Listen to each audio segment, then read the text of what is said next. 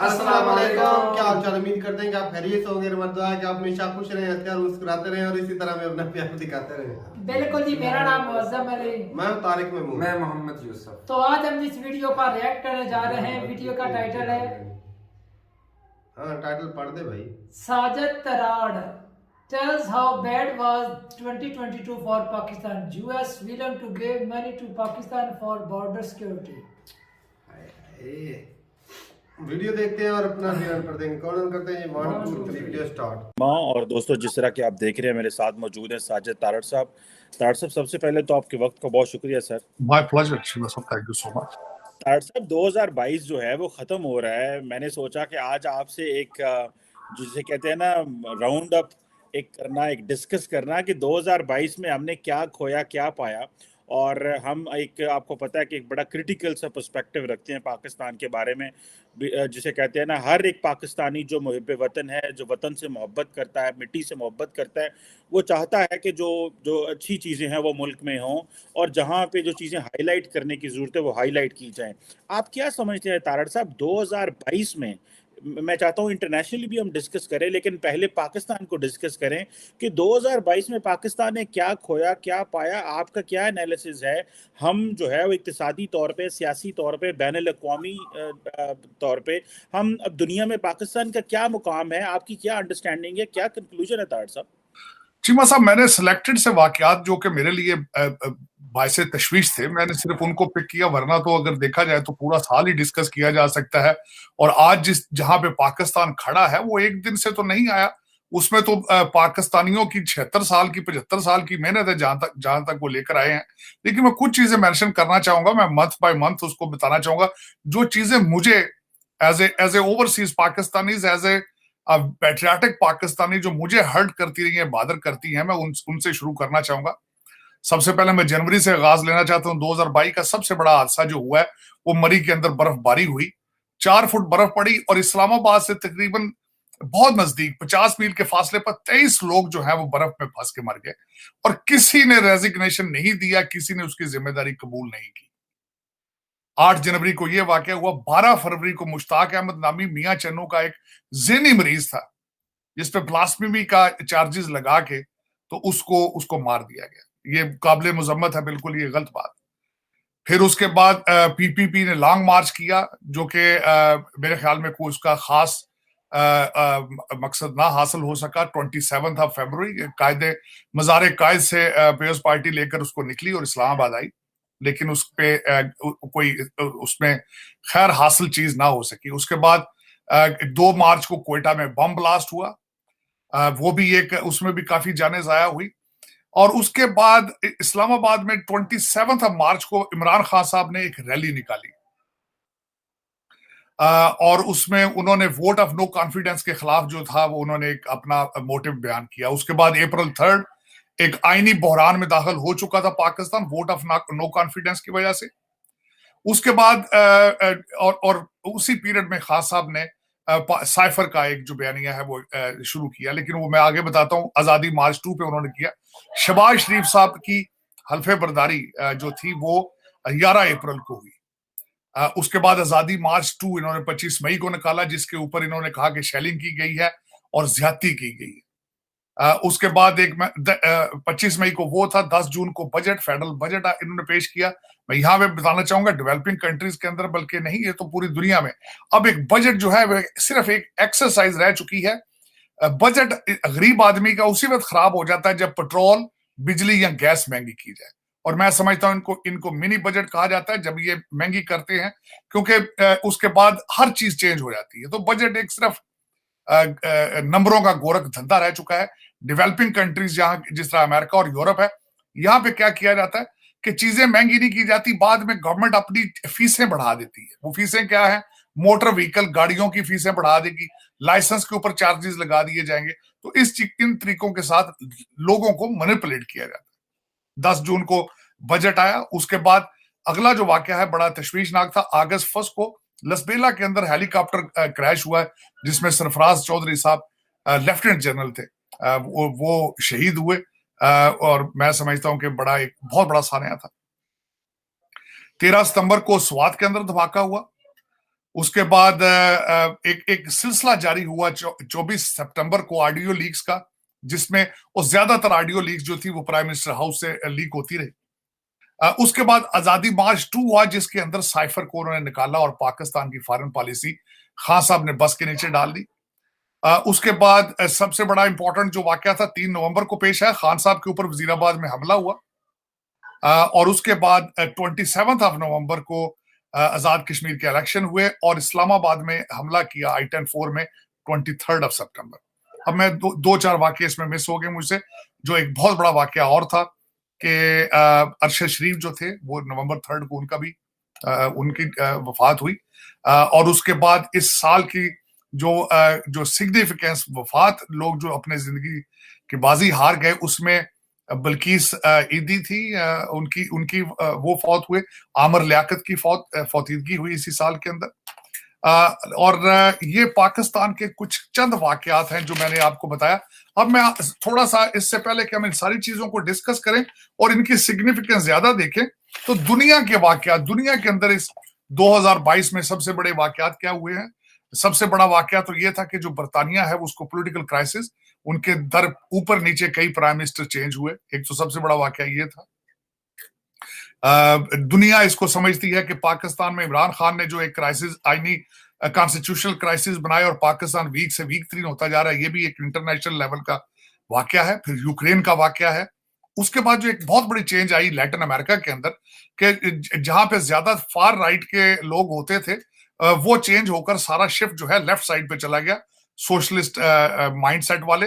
सबसे पहले उसकी शुरुआत 2018 में मैक्सिको से हुई थी, फिर अर्जेंटीना की प्रेसिडेंटशिप गई, उसके बाद बोलिविया और उसके बाद ब्राजील और कोलंबिया। ये सारे इस वक्त लेफ्ट विंग पे जा चुका है बजाय फार राइट से। उसके बाद जो वाकया है आगे, जो सबसे बड़ा इस वक्त क्राइसिस जो आ रहा है, ईरान के अंदर एहतजाज जो हुए हैं, जिसमें एक मैश ईमानी कुर्द लड़की थी जिसको सजा हुई और उसके बाद एक सिलसिला निकला। उसके बाद जो वाकया ये था कि कोविड थोड़ा ईज अप हुआ और उसमें हमारी वर्ल्ड हेल्थ ऑर्गेनाइजेशन ने कई जो है SOPs को खत्म किया। सबसे बड़ा एक और जो इस वक्त क्राइसिस इंटरनेशनल लेवल पे है कि इन्फ्लेशन, महंगाई है।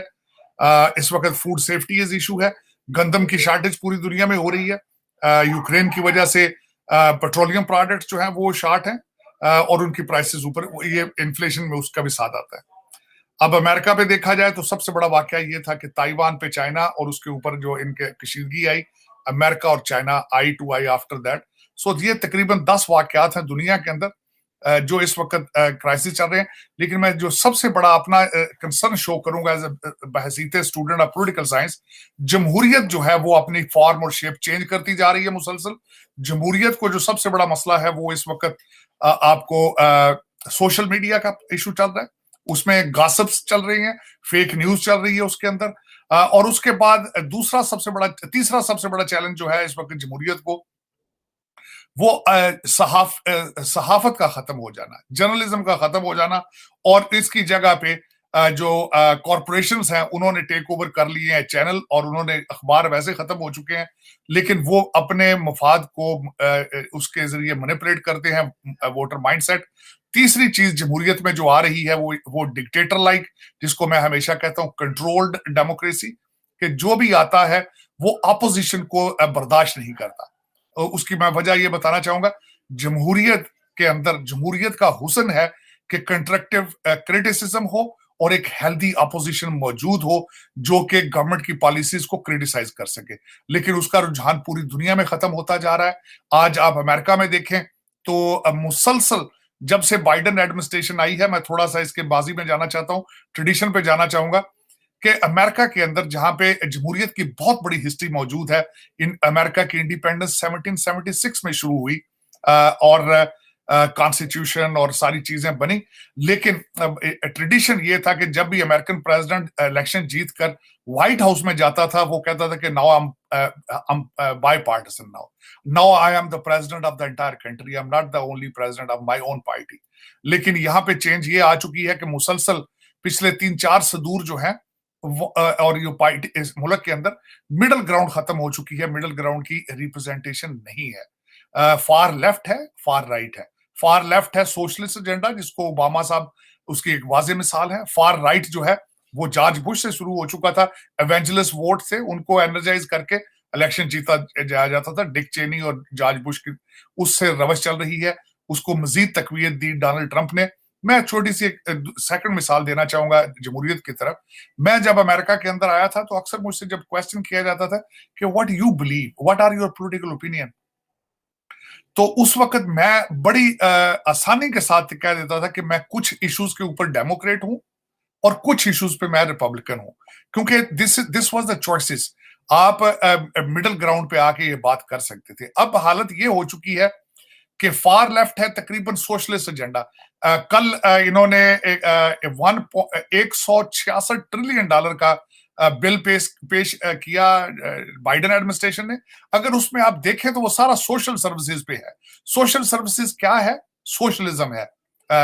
स्टूडेंट लोन माफ किए जा रहे हैं, यहां तक कि बाल्टीमोर के अंदर $2 मिलियन लगा के एक वैक्स म्यूजियम बनाया जा रहा है अफ्रीकन अमेरिकन के लिए। हालांकि इस वक्त हालत ये है कि शहर तकरीबन बंद है, बाल्टीमोर सिटी बंद है क्राइम की वजह से, लेकिन वहां पे इस तरह के प्रोग्राम दिए जाएंगे जो ना सिर्फ कुछ भी नहीं करेंगे, करप्शन को प्रमोट करेंगे। और तीसरी एक बात यह है कि इस वक्त लोग चीख रहे हैं कि यूक्रेन को 45 बिलियन डॉलर मजीद दिया जा रहा है। $100 बिलियन अमेरिका पहले दे चुका है।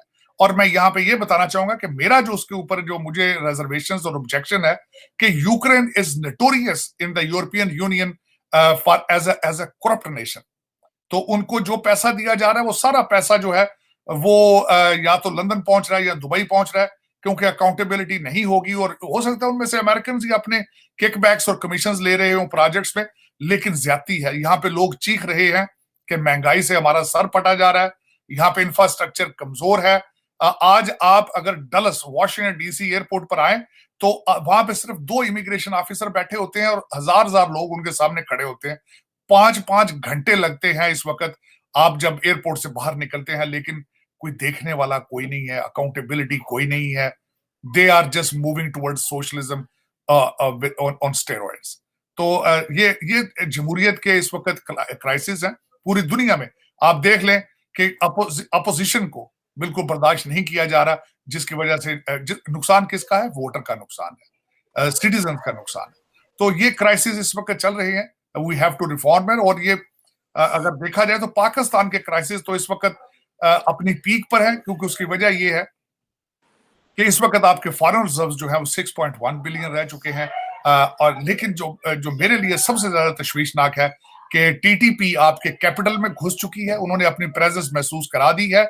लेकिन मजाल है कि किसी शहरी को परेशानी हो, मजाल है कि किसी रूलिंग एलीट ने उसके ऊपर कोई इजहार तशवीश किया हो।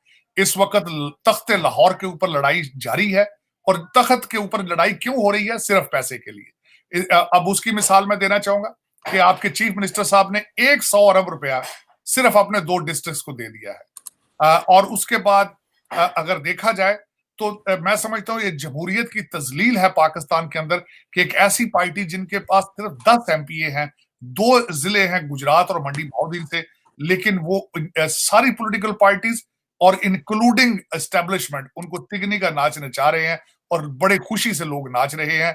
खान साहब भी नाच रहे हैं, नून लीग भी नाच रही है, परवेज लाई साहब मुसलसल जाते हैं जहाजों पर बैठकर रावलपिंडी और एस्टेब्लिशमेंट से मशवरे भी कर रहे हैं।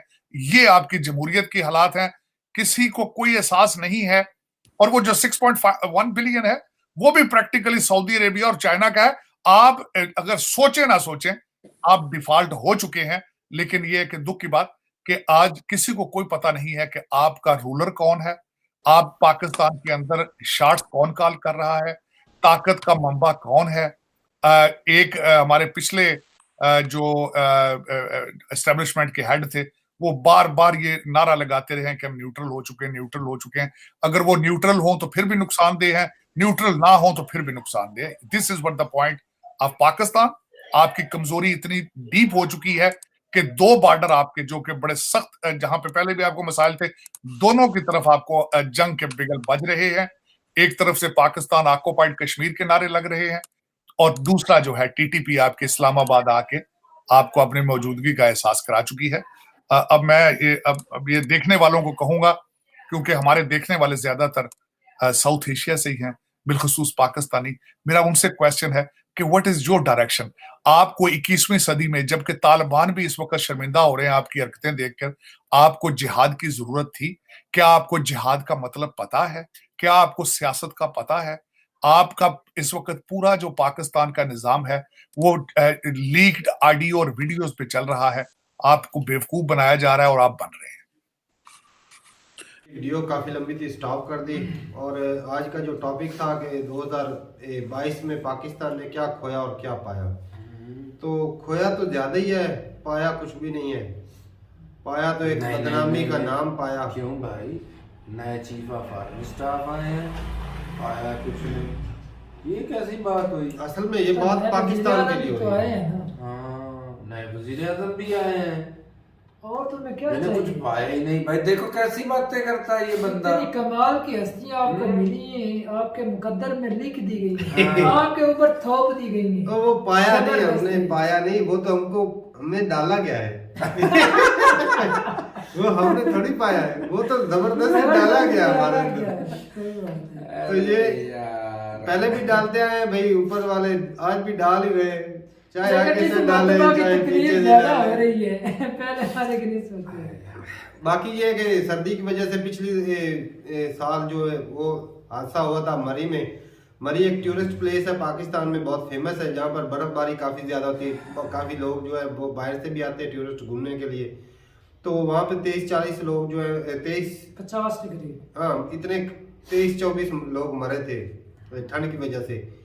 तो उसके ऊपर वो किसी ने बयान अल्फी या कोई इस तरह का कोई यार तारक मुद्दे नहीं तू उसका छोड़, पाकिस्तान के अंदर 2022 के अंदर जितने भी हादसा हुए उससे हमें लगता है भी पाकिस्तान के अंदर कोई इंसानियत नाम की चीज है। ये एक तो तालिबान को प्रमोट करने से पाकिस्तान समझ रहा था कि कश्मीर, हम भी एक टाइम था जब खुश हो रहे थे कि भाई तालिबान आया है, कश्मीर लेते लेते इस्लामाबाद जा रहा है भाई। वो कश्मीर लेके दे गया, तो भाई वो कश्मीर तो गया हाथ से, वो पहले भी तो जा हमें चुका है। अपना ना खोना पड़े। अभी हम हो सकते हैं तो हमें हो सका तो भाई इस्लामाबाद ही बचा लें, वो भी काफी अच्छा है हमारे लिए। पिशावर में वो हर जगह तो फैले हुए हैं, टीटीपी वाले हैं फैले हुए हैं, ऊपर से बलोचिस्तान वाले वो वो काबू नहीं आ रहे, वो उनके साथ मिल रहे हैं, ऊपर से कश्मीर से आवाजें उठ रही हैं। ओवरऑल जी पाकिस्तान के जी जो पॉलिटिकल अनस्टेबिलिटी रही है, शुरू से ही रही है, आज भी वही है, जिसकी वजह से इकोनॉमी जो कोई बंदा इधर इन्वेस्टमेंट करता नहीं, इकोनॉमी दर से नीचे जा रही है। इन्फ्लेशन रेट जो है 123 तकरीबन 23-40% बढ़ा है, कि इतना ही बढ़ा है, 33% जो इन्फ्लेशन रेट बढ़ा है। तो ओवरऑल जो देखा जाए तो भाई भुगत जो रहा है वो है गरीब भुगत रहा है। वैसे तो बड़े लोग भी भुगत रहे हैं, लेकिन जो ज्यादा झटका तो गरीबों के लगता है। पाकिस्तान चलो इधर तो करप्शन हो गई, शुरू से पहले दिन से गलत ट्रैक पर चल दिए भाई। अमेरिका वाले रो रहे हैं तो वो रोएंगे ना, जिस तरह चाइना रो रही उस तरह अमेरिका भी रोएगा। 100 बिलियन पहले से निकल गया, तो वो गवर्नमेंट अवाम का टैक्स ही है, जो इकट्ठा होता है तो वो लेकर चले जाते हैं। वो यूक्रेन को दे दिया, अब 45 और देंगे, तो करप्शन भी तो उसमें होगी, अपना अपना हिस्सा होता है। ये जो पैसे देते हैं वो जो उसमें अपना जमहूरियत का रोना रो रहे थे हम, अपनी का उधर भी जमहूरियत की अब हो रहा है। पूरी दुनिया में टॉपर जो जमहूरियत है वो तो अमेरिकन की है। ये जो तो कोई नहीं मान 45 रहा है। बिलियन जो पहले 100 बिलियन दिया होगी, उसमें तो आधी करप्शन होगी। कुछ कितनी दुबई के बमबारी अंदर की है रशिया के ऊपर, कितनी तो फिर बमबारी भाई की है? पाकिस्तानियों पर ऐसे ही ब्लेम वो करते 2-4 बिलियन डॉलर के दुनिया में ऐसा हो रहा है, पूरी दुनिया में ऐसा नहीं हो दुनिया रहा। का बादशाह मुल्क ऐसा कर रहा है। भाई साहब 2-4 बिलियन डॉलर के हथियार है, तो वो भी चलाते रहो तो काफी अर्सा लग जाता है कि चल अच्छा, रहे इससे एक और बात क्लियर होगी, चाइना भी रो रहा है, अमेरिका भी, रूस भी, एक इंडिया रह गया बाकी। नहीं, इंडिया इसके मजे हैं भाई। दूसरों को खून के आंसू रुलाओगे तो तुम्हें भी एक ना एक दिन रोना पड़ेगा। इंडिया ने किसको खून के आंसू रुलाए हैं भाई? तो अपनी डिफेंस में लगे हैं बस। वो तो अपनी भाई मौज में तरक्की लगे कर काम रहे कर रहे हैं, हैं, तरक्की भाई। चाइना ने कर पूरी दुनिया को जलीलो-ख्वार किया। अमेरिका का तो शुरू से धंधा ही ये है और रहेगा। यहाँ पे रशिया लोगों ने को- भी वही कारोबार किया जब वो पावर में तो उन्होंने भी ऐसे ही किया था, जिस तरह अमेरिका कर रहा है इस तरह उन्होंने तो किया। इस वजह से उनका जो है बेड़ा उल्टा। पाकिस्तान में सिर्फ ना भी लोगों को पहले कश्मीर का चुरन देते थे, अब वो तो हाथ तक गया, अब वो ना एक दूसरे अपने लीडरों की खामियां उसको उजागर करते हैं। कभी शहबाज शरीफ की ऑडियो लीक कर देते हैं, कभी इमरान खान की ऑडियो लीक हो जाती है, कभी शहबाज शरीफ इंडिया से कोई मशीनरी मंगा रहा है, हाँ हाँ तो वो मिल जाएगी ना, ठीक है। तो इमरान खान हाँ तो कभी वो कभी आगे कभी पीछे सिस्टम लगाता है इमरान खान। तो ये ऑडियो लीक की पे अब अवाम जो है वो जो उनके फॉलोवर है कुछ शहबाज शरीफ के हैं कुछ इमरान खान के, तो वो इमरान खान वाले जो है वो शहबाज शरीफ वालों को गाली निकाल रहे होते हैं और शहबाज शरीफ वाले इमरान खान की ये देखो तुम्हारा लीडर कितना घटिया है। पाकिस्तानियों के पास काम ही ये बचा है ना, और कुछ काम ही नहीं, काम करने के लिए है नहीं। बिजली जहाँ पे होती नहीं, सर्दियों में बिजली जा रही है भाई, सही बात। गैस जो है वो सर्दियों में ऐसे ही है जैसे वो बराए नाम है कि मीटर लगे हुए हैं। वो जो बंदे शाम को खाना खाते थे वो दोपहर का खा लेते हैं, सही बात है। जो नाश्ता आता था वो पिछले टाइम को खाते हैं। तो भाई मतलब यार खाने का टाइम लोग है नहीं ही बेले काम का ही तो है नहीं, तो जिस वक्त मर्जी खा लो। हाँ ये ये बात भी सही है, काम तो करते नहीं, काम करें तो भाई तब पता चले कि भाई हमें जल्दी जल्दी उठना है, सवेरे ड्यूटी पे जाना है, नाश्ता करना है, वो प्रॉब्लम हो तो ठीक है। लेकिन जो पढ़े लिखे लोग जो जाते हैं काम भाई पे, है तो जाते हैं, प्रॉब्लम है ऐसा तो सबको। नहीं कि तू और मैं वेले हैं, खून सारी के दुनिया आंसू वेली रो होगी। रहे हैं लोग, तो खून के छुट्टियां आंसू हो मैं गई। तुम्हें बताऊं। तो भाई पता है जो गरीब लोग हैं उनके इधर तो नहीं चलो पता। हमारा तो चल जाता है, गांव में रहते हैं, हाँ। लकड़ियां मिल जाती हैं, थोड़ा सा आगे शहर की शहर तरफ की बढ़ो गैस तुम्हें नहीं पता मिलती। चले वो लोग- सिलेंडर तो बराबर यार आज मैं मजे की बात था, मैं जो आटा होता है ना गंदा पिसवाने गया था चक्की पर। पहले एक भाई आया, उसने 5 किलो आटा लिया और तकरीबन वो उसको पड़ा 550 का। 5 किलो आटा, हाँ। अच्छा। फिर एक माई आई, उसको इतना आटा दिया गया था थैले के अंदर, और वो 18 किलो आटा था और 2000 का था। बताओ। और उससे हो सकता है इस फैमिली के 3 दिन भी ना लगे गुजरे। तो ये और हालत है 2000 भाई, उन्होंने ले लिया। तो भाई अच्छे हैं कि हमारे ना 4500 के लगभग गए, साल के एक दाने महीना इकट्ठे था। होते हैं, घर में टेंशन नहीं होती, जब दिल करे वो पिसवा लेते ये हैं। हालत है भाई। तो बाकी जो गरीब लोग हैं, जो मजदूर तबका है भाई, उनके लिए तो मुश्किल होती है। अब 5 किलो आटा देखा जाए तो भाई हमारे घर की बात करें ना, एक तो दिन का वो एक गुजारा दिन का नहीं करता। 2 वक्त का खाना पकता है मुश्किल से। 5 किलो आटा कहीं फैमिली को काफी है, लेकिन भाई हम थोड़ा सा ज्यादा खाते हैं। नहीं फैमिलियां भी तो बड़ी है, हाँ। फैमिलियां तो 5 किलो एक दिन ही मुश्किल से गुजरता है। मुश्किल बस से ऐसी गुजरेगा। बात है। तो ये है कि जो गरीब बनता है बेचारा, उसकी सिर्फ 1000 रुपया या 800 रुपया दिहाड़ी हो, वो आटा खरीदे, बिजली का बिल पे करे, बच्चों के लिए दवाई ले, उसको चलो स्कूल भेजे, नहीं, क्या गालियां जो निकालते हैं वो तो चलो अपनी सेटिस्फेक्शन कर लेते हैं कि भाई हमने उनके लीडर को गालियां निकाल दी, चलो थोड़ा सा बोझ हल्का हो गया। अब पढ़े लिखे लोग किस तरफ जाएं? कौन सा लीडर है जिस पर कोई आस उम्मीद लीडरों के हाथ में कोई चीज हो तो लीडरों के हाथ में इनको तो बस वो पार्टनरशिप पे रखा जाता है कि भाई इतना हिस्सा तुम्हारा इतना हमारा, ठीक है। जो पार्टनरशिप की जो परसेंटेज बढ़ाता घटाता है उसको थोड़ा सा साइड में करके नए को ले आते हैं। जमहूरियत भी तो कायम रखनी है। हाँ ये जो ये भी कहते हैं ना वो जमहूरियत, ये इस तरह का एक निशान बोलते हैं, सो कॉल्ड जमहूरियत, वो है भाई पाकिस्तान में। वो हमने तो भाई जिसको वोट दिया था जीता वो, और अब उसको खत्म करके दूसरे को लिया, वोट किधर गए? 3 सूबों में तो हुकूमत आज भी उसकी थी, सही बात है, फिर भी देख ले, फिर भी जलील और आज भी देख लो लाहौर के अंदर हुकूमत चल रही है किसकी, जिसके सिर्फ 10 वोट है, और बाकी तो पार्टियां इमरान खान की, पीटीआई की और जो नून लीग उनके ज्यादा वोट है, और वो देख साइडों पर बैठ कर तमाशा देख रहे हैं। वो भाई काम हालत वाले ही जो ऐसी है क्या बताएं। वो अपनी मनमानी यहाँ पे कर रहे वो हैं। एक कहावत अक्सर देते हैं ना, अन्नी पे पिंदी है तो कुत्ते कुत्ते पे बैठ खाने हैं। मतलब जो आंख से अंधी है ना वो चक्की पीस रही है और कुत्ते खा रहे हैं, क्योंकि वो देख तो सकते देख तो नहीं। सकते नहीं, वो कुत्ते खाए जा रहे हैं, वो पीसती जा रही है, आटा निकलता जा रहा है, वो खाते जा रहे हैं। वो हालत बनी है भाई। जो 6.1 बिलियन डॉलर है वो भी किसी के पड़े अपने हैं। नहीं है। दिवालिया तो भाई कब का हो गया, बाजवा सिर्फ साहब मुंह से नहीं पल्लड़ा हो गया। झाड़ के साइड पे हो गए। उन्होंने कहा भाई हम तो दूध के धुले हम धुले। तो चले, हमारा कोई लिंक नहीं, हम जी। तो दूध के धुले हैं, हमारा सियासत से कोई लिंक नहीं ना। और आइंदा भी कोई लिंक नहीं करेंगे। नहीं रखेंगे। और मुलाकातें भी उधर हो रही हैं पिंडी के अंदर। होना है भाई सारा कुछ ही। हाय हाय इसी के चेला भाई वही बना कर गया है, हालांकि इसकी मुद्दत खत्म होने वाली थी, उसकी मैं मुद्दत हैरान हूं। एक्सटेंशन की गई और बनाया गया। यार ये चल कैसे रहा कंट्री, समझ में नहीं आ रही ये। अब क्या चल रहा है तेरे सामने तो बता रहा है कि इससे और हालात क्या खराब होंगे। हाँ ये भी कि है। एक दिन का आटा जो है 550 में, वो सिर्फ सूखा आटा वो खाया भी नहीं जा सकता। सही बात है। उसको खाने के काबिल बनाने के लिए भाई साहब कितना सब्जी, और खर्च होगा। घी, मतलब गैस नहीं है। 1000 रुपए कम से कम लगेंगे और एक तो मन एक का वक्त जो का है खाना ना, बनेगा। एक मन लकड़ हुई तकरीबन 800-900 के लगभग है। इतनी महंगी लकड़ी हो गई। हाँ सर्दी है भाई, और वो भी जो है हाय हाय इससे तो वैसे पाकिस्तान। सर्दी से तो गर्मी अच्छी है। चलो बिजली का बिल तो ज्यादा आता है, लेकिन ये है कि लोगों का काम चल रहा था, सर्दी में काम थोड़ा सा ठप हो जाता है। वो अक्सर कहते हैं कि भूख पड़ जाती है भाई सर्दी में। ऐसी बात है। गुर्बत पाकिस्तान का है वैसे ही, क्योंकि देखा जाता है ठप पड़ गया है, जो- तो सर्दी गर्मी का रूल था। चलो मजदूर तबके की कोई दिहाड़ी कोई तो मकान किधर बन रहा है, मजदूर किधर काम करेगा? वही तो बात है। सर्दी में तो और नहीं काम बंद हो जाते हाँ हैं। वो तो आपके ठीक है, हो जाते हैं बंद, लेकिन जिस तरह से हमारी ये मिल्लत फैक्ट्री बंद होगी वो किसकी वजह से होगी? बड़ी बड़ी फैक्ट्रियां, हालांकि इन दिनों तो वो तो ज्यादा काम भाई है। साहब इंटरलूप जैसी जो मिलें हैं वो बंद हो रही हैं। इस सर्दी के मौसम में जुराबे वगैरह जो पेंट वगैरह जो शर्टें बनती है वो सर्दी में ही काम आती है, और किस मौसम में आती है? वो बंद हो मेरे वाले कंट्री किस में वो इस्तेमाल करते हैं? सर्दी के अंदर ही करते हैं। रॉ मटेरियल अगर उनको नहीं मिला और अगर महंगा हो, इससे अच्छा था कि ये बेच देते चाइनीज को बेच देते।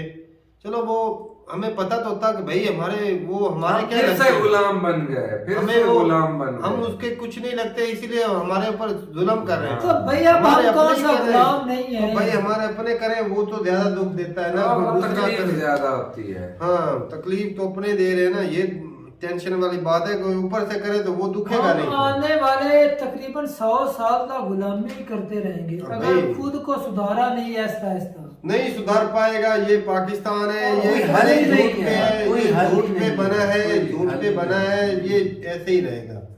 तो ठीक है भाई, मिलते हैं नई वीडियो के साथ, तब तक के लिए इजाजत दें। अल्लाह हाफिज।